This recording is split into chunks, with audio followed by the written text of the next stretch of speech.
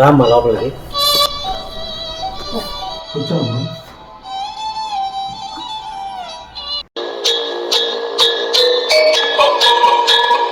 అదే అమ్మ కోడలా బాగున్నావా? ఏం బాగున్నాంలే, ఏదో అట్టట్టు ఉన్నాము. ఎందుకమ్మా అలా మాట్లాడుతున్నావు? నేనేమన్నానని? మా బాగోగులు తర్వాత లేండి, మీకేదో బాగోలేదంటగా. ఎట్లా ఉందో చెప్పండి ముందు. అమ్మ వయసు అయిపోతుంది కదమ్మా, నీరసంగా ఉంది, కాళ్ళు నొప్పులు. ఆవేశంగా ఉంటే వచ్చానమ్మా. అబ్బాయి హాస్పిటల్లో చూపిస్తానన్నాడు. అయినా వయసు అయిపోయాక ఆయాసాలు, కాలు నొప్పులు ఇవి రాకుండా ఎట్లాగుంటాయి? ఊర్లో కూర్చొని కృష్ణారామ అనుకోక పని కట్టుకొని ఇక్కడిదాకా వచ్చారా? అయినా ఎగిరెగిరి దంచిన అదే కూలి, ఎగరకుండా దంచిన అదే కూలి అని అక్కడ చూసినా డాక్టర్లే, ఇక్కడ చూసినా డాక్టర్లే, తేడా ఏమీ లేదు. సర్లే అండి, ఏదో మీ అబ్బాయి పని కట్టుకొని మరి తీసుకొచ్చాడుగా. మళ్ళీ నేను కాదంటే ఈ లోకం అదిగో కోడలు చూడండి అమ్మా అని నన్ను ఆడిపోసుకుంటారు. నాకెందుకులే. అబ్బా రాగానే నసేంది, జర్నీ చేసి అలసిపోయాము. స్నానానికి వేడి నీళ్ళు పెట్టుకో. సరేలే పెడతా.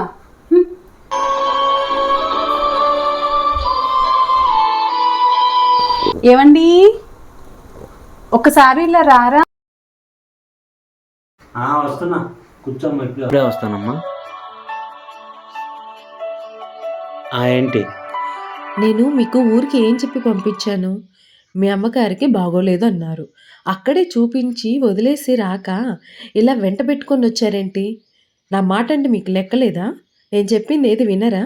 ఫస్ట్ నేను చెప్పేది వింటావా? ఏంటి మీరు చెప్పేది? చూడండి, నేను ముందే చెప్తున్నా, ఆమె కనుక ఇంట్లో ఉంటే నేను మాత్రం ఇంట్లో ఉండను. ఈ ఇంట్లో ఆమెైనా ఉండాలి, నేనైనా ఉండాలి. నేను ఆమెకి ఊడగం చేసి నేను పెట్టలేను. అబ్బా చిన్నగానే అమ్మ ఉంటే బాధపడిద్ది. ఫస్ట్ నువ్వు ఆవేశం తగ్గించుకో. ఏంటి తగ్గించుకునేది? ఏమి ఈ సిటీలో పర్మిషన్ దొరకాలంటే ఎంత కష్టమో నీకు తెలుసు కదా. ఒకవేళ దొరికినా కూడా వాళ్ళకి జీతాలు ఇవ్వాలంటే మన జీతం కూడా సరిపోదు. నిజమేనండి. అదే అమ్మ అయితే జీతం లేని పని మనిషిలా ఇంట్లో పడి ఉంటుంది, పిల్లల్ని చూసుకుంటుంది, మనకు నమ్మకంగా ఉంటుంది. నువ్వు కిట్టి పార్టీలు కూడా వెళ్ళచ్చు. నిజమేనండి. మొన్నటికి మొన్న ఆ అపార్ట్మెంట్లో కొత్తగా జరిగిన పని అమ్మాయి అయితే వాళ్ళ ఇంట్లో బంగారు మొత్తం తీసుకొని వెళ్ళిపోయిందంట. బయట పెట్టుకోవడం కూడా చాలా కష్టమేలే అండి. కరెక్టే.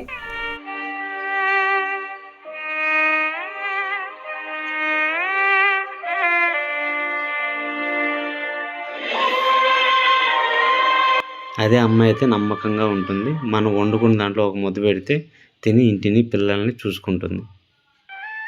మనకి ఇంకా ఏ భయము టెన్షను ఉండదు. చెప్పింది అర్థం చేసుకో. సరేలేండి, ఏదైనా మంచి పని చేశారు. అమ్మా మొత్తం విన్నావా?